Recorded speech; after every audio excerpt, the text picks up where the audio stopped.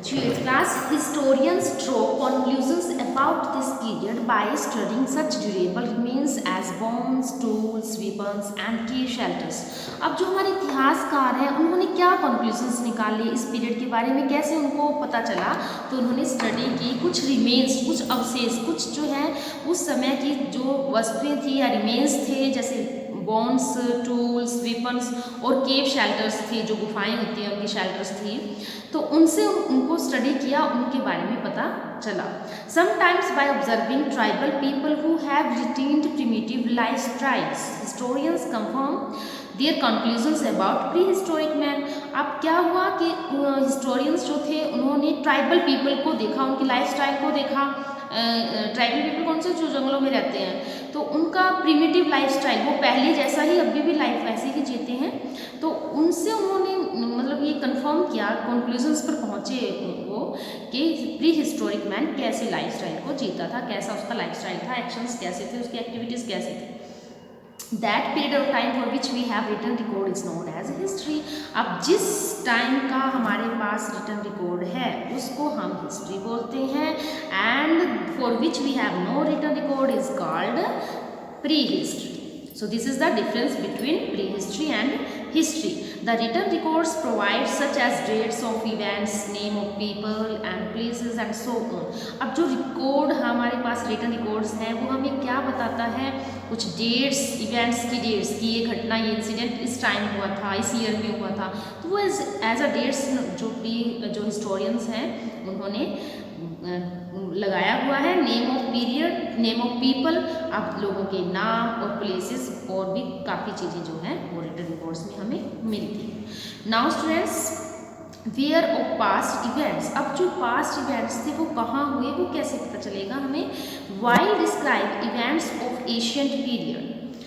तो ancient period के जो इवेंट्स हैं उनको बताते हुए, उनकी व्याख्या करने के दौरान करते हुए, the historian has to identify the locations. उन्होंने आइडेंटिफाई किया, उनकी पहचान की लोकेशंस की, वेयर दे टुक प्लेस, जहाँ पर ये घटनाएं हुई, मीन्स उन्होंने एविडेंस देखी वहाँ पर। This often becomes difficult because things like the course of a river, the name of place, territorial boundaries etcetera. अब दिस ऑफन बिकम्स डिफ़िकल्ट, अब ये चीज़ें जो है उनके लिए डिफ़िकल्ट हो गई थी। क्यों? क्योंकि थिंग्स जैसे कि मान लो कोई रिवर की वजह से, जो नेम ऑफ प्लेस है, टेरिटोरियल बाउंड्रीज एट्सेट्रा, तो उनको उनकी नेम देखने में, खोजने में जो है काफ़ी मुश्किल, उनको problems I. And change with the time, क्योंकि वो टाइम के साथ चेंज हो गई, जैसे रिवर्स का नाम चेंज हो गया, या प्लेस का नाम चेंज हो गया, या बाउंड्रीज का नाम चेंज हो गया, तो उनको जो है, तो ये उनको बिकम्स डिफ़िकल्ट, तो ये अक्सर उनके लिए जो है आइडेंटिफाई करना मुश्किल हो गया। You can see some of the rivers of north western India. आप देख सकते हो नॉर्थ वेस्टर्न इंडिया के कुछ रिवर्स को। Several of these rivers have change their Asian courses and have got new names. आप देख सकते हो जो नॉर्थ वेस्टर्न इंडिया के रिवर्स हैं, उनके एशियन जो कोर्सेज हैं, उनके रास्ते जो हैं वो चेंज हो चुके हैं, और उनके नए नाम जो है उनके मिल चुके हैं उनको। द रिवर सरस्वती, जैसे आप सरस्वती देखते हो, आपने सुना भी होगा, आप मुस्तफाबाद से के नज़दीक हो तो आपने सरस्वती सुना भी होगा, ड्राइड अप, अब वो सूख चुकी है Saraswati. Only a part of river now exist as the river Ghaggar.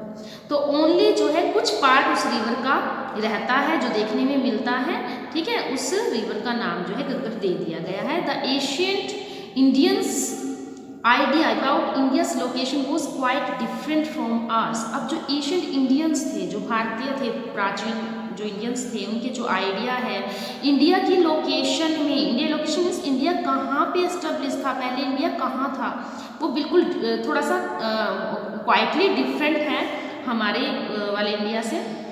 They believed that the earth was flat. वो क्या बिलीव करते थे कि अर्थ फ्लैट है, लेकिन अब हम क्या कहते हैं, स्फेरिकल। तो विद अ गोल्डन माउंटेन, तो एक गोल्डन माउंटेन है वहाँ जिसका नाम मेरू है, एट द सेंटर, वो कहाँ पर है, सेंटर में। Meru was surrounded by a vast ocean which had several island continents including Jambudvipa, India. अब जो मेरू माउंटेन है वो किससे, वास्ट ओशियन से, यानी कि बहुत बड़े ओशियन से सराउंडेड है, घिरा हुआ है, और जिसमें कुछ आइलैंड कंटिनेंट्स हैं जिनका नाम क्या था, Jambudvipa, India, which was then known as Bharatvarsha, जिसको किस नाम से जाना जाता था, Bharatvarsh, was supposedly situated in Jambudvipa, और ये माना जाता है कि ये जम्बूद्वीप में स्थित है। It was named after a king named Bharत and the tribe consisting of his descendants. तो इसका नेम किसके नाम पे रखा गया, भारत एक नाम का किंग था जिसके नाम पर इसका नाम रखा गया, और कुछ ट्राइब्स इसमें कबीले थे जो अपने वंशजों के साथ इसमें शामिल थे, एज नोन एज भारत, तो इसको क्या बोला जाता था, भारत।